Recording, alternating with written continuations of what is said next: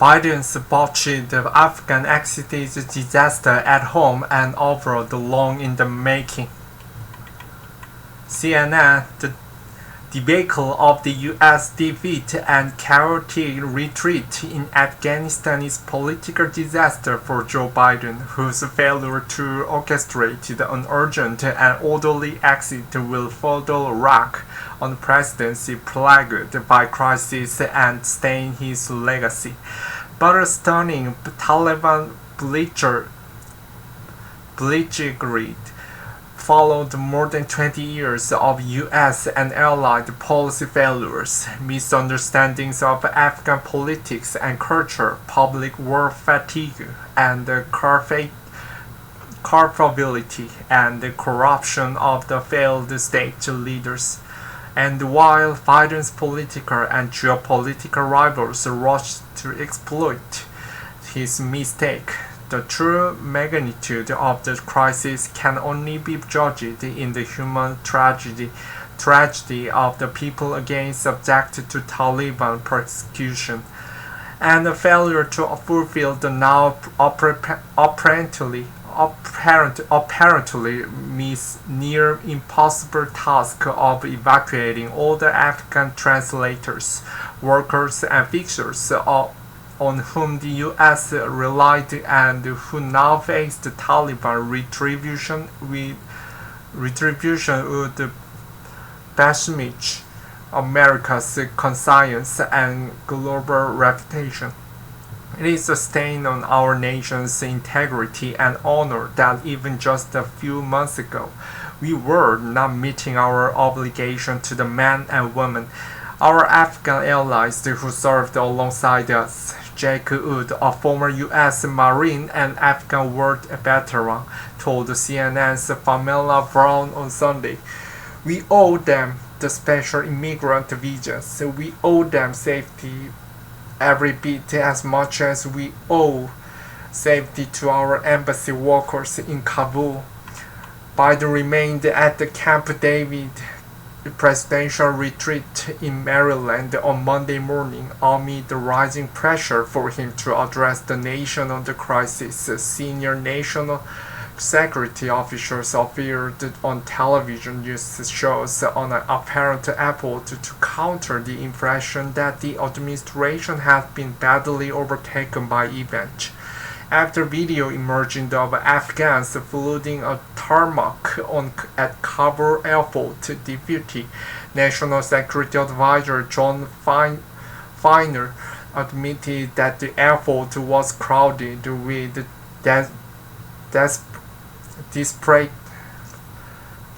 desperate Afghans wanting to leave, but insisted on CNN's New Day that the U.S. had the forces in place that are necessary to bring stability and security to that airport. Biden's National Security Advisor Jake Sullivan deflected the blame for the scenes of chaos in Kabul, saying on ABC News that the president would speak to the Americans soon, and he blamed the Afghan armed forces for folding in the face of the lightning Taliban advance. Biden thought the Afghan National Security Forces could step up and fight because we spent 20 years, tens of billions of dollars training them, giving them the best equipment, giving them support of U.S. forces for 20 years, and when push came to shove, they decided not to step up and fight for their country, Sullivan said. The U.S. launched the Afghan war 20 years ago in a mood of vengeance, resolve and unity after Al-Qaeda's attack on New York and Washington shattered the post-Cold War myth of American hyperpower. It is ending it in a rushing race to get out, humbled by the primitive militia that is nonetheless ready to die for jihad on its home soil, and is reimposing its feudal weight on the war-ravaged nation that bleed foreign invaders dry. That a war that killed or maimed thousands of Americans, many more Afghan civilians, and cost $1 trillion, ended so absolutely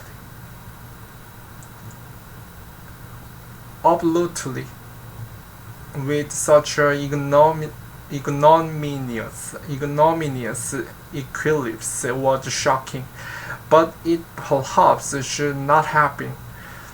Ironically, Biden's mismanagement of the withdrawal from Afghanistan underscored his core point that U.S. visions of forging a functioning nation were illusory, and that many more years of U.S. involvement would not make any difference. The evaporating Afghan forces and police that the U.S. spent billions building up to fight the Taliban mystified many Washington officials. This encapsulated how top military brass and diplomats were misled by their own preconceptions and the investment of years of U.S. blood and treasure, troops surges, drawdowns, diplomatic offensives, and arbitrary timelines to live. The sudden Afghan crisis that developed at stunning speed, at least to most people in Washington who had long since looked away from the country's longest war, is the most serious political reversal yet for Biden, and it came only days after he celebrated his biggest victories so far, the passage of more than $4.5 trillion combined in infrastructure and budget spending through the Senate. The win divided the skeptics who had long mocked his vow to bring Republicans and Democrats together, followed by his earlier signing of a huge COVID-19 relief bill and bolstered his reputation as an effective domestic leader. Much of the momentum, at least for now, risked being drowned out by the imagery of American defeat abroad. Biden carries the can. Biden now finds himself carrying the political can for 2 decades of the missteps of others after adding his own errors. He will be accused of rushing the U.S. exit to create a favorable political narrative as the president who got U.S. troops home before the 20th anniversaries of the September 11 attacks in 2001, plotted by the Al-Qaeda from Afghanistan, and ahead of next year's midterm congressional elections. At the same time, Biden was doing exactly what most Americans, exhausted of long years of foreign quagmires and confused as to why U.S. troops are still in Afghanistan 20 years after 9/11 wanted. There was no national support for escalating the war. To check the Taliban advance, the president would have had to deploy thousands more U.S. troops and to waste new combat without public support. That and his own long-term skepticism about the war left his own withdrawal decision almost inevitable. But the strength of the Taliban advance caught the White House flat-footed. Try as Secretary of State Anthony Blinken did on Sunday talk shows, there is no way to spin the event of the last few days as anything but a domestic political and geopolitical wreck. After telling troops to leave, Biden has now had to retain 6,000 of their comrades in Afghanistan to secure the retreat of the U.S. personnel at the embassy as Kabul airport is besieged with crowds wanting to leave. A failure to safely get all Americans out or any unsure U.S. troop casualties would threaten catastrophic political damage for the president amid the fresh comparison with the haunting U.S. legacy of Vietnam. Biden's judgment as commander-in-chief is being called into question since he is on record in damning video footage saying that the Taliban's victory was not inevitable. He said there would be no Saigon-style pictures of helicopters lifting off the roof of the U.S. Embassy in Kabul. That exact scenario unfolded this weekend after the U.S. rushed to get its people out and the Stars and Stripes was run down the flagpole as the fundamentalist militia routed by the United States in 2001 surged back into the Afghan capital. Biden was at Camp David all weekend and did not speak to the American people on camera. He did release a paper statement justifying his decision to leave Afghanistan, in which he spoke misleadingly about an orderly evacuation, and the photos of Biden in a secure conference room at the presidential retreat in a polo shirt, speaking with officials on screen, hardly promoted the intended image of an engaged commander-in-chief. Republicans attack. On CNN's State of the Union on Sunday, Blinken argues that the U.S. had completed its mission, crossing Al-Qaeda, and that Biden had been left in an impossible position by ex-President Donald Trump to deal with the Taliban for the U.S. to leave for good in May, a deadline slightly extended by his successor. If Biden had breached that agreement, Blinken said, we would have been back at war with the Taliban, and we would have back at war with tens of thousands of troops having to go in, because the 2,500 troops we have there and the air power would not have sufficed to deal with the situation. Despite his defense of the administration's preparations, Blinken did express the surprise at the hollowness of the Afghan forces and their collapse and swift folding of the US-backed democratic government in Kabul. The Secretary of State made some solid point. The initial U.S. victory in Afghanistan over Al-Qaeda and the Taliban for harboring Osama bin Laden's terror group did prevent any repeat of 9/11, and Trump did intend for the even quicker withdrawal than Biden. It's not clear if Trump put any plans in motion to secure an evacuation of U.S. personnel, embassy staff, or Afghan translators who supported 2 decades of U.S. military effort when he signed an agreement with the Taliban to pull U.S. troops out by May of this year.